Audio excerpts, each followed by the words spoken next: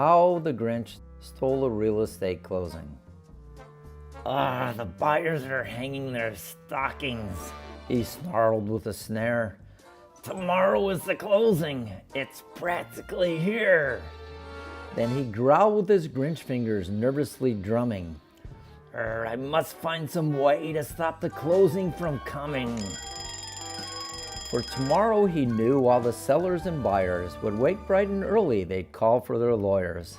Then the participants, young and old, would sit down to sign. And they'd sign, and they'd sign, and they'd sign.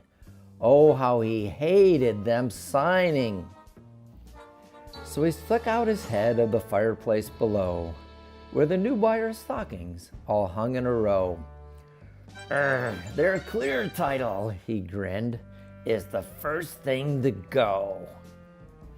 Then the Grinch slithered and slunked with a smile most unpleasant, stuffed all the stockings, one by one, with legal resentments. Property liens, foreclosures, and tax bills due, open mortgages and judgments, other problems too. It's time for the closing, Grinned the Grinch. and I simply must see. So he stared down at clear skies. Then the Grinch popped his eyes. Then he shook. What he saw was a shocking surprise. Every person down at clear skies, the tall and the small, was signing their papers without any problems at all. He hadn't stopped the closing from coming. It came. Somehow or other, it came just the same.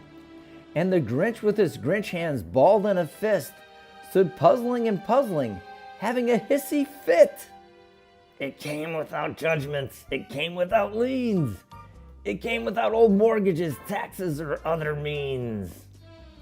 And he puzzled 3 hours till his puzzler was sore.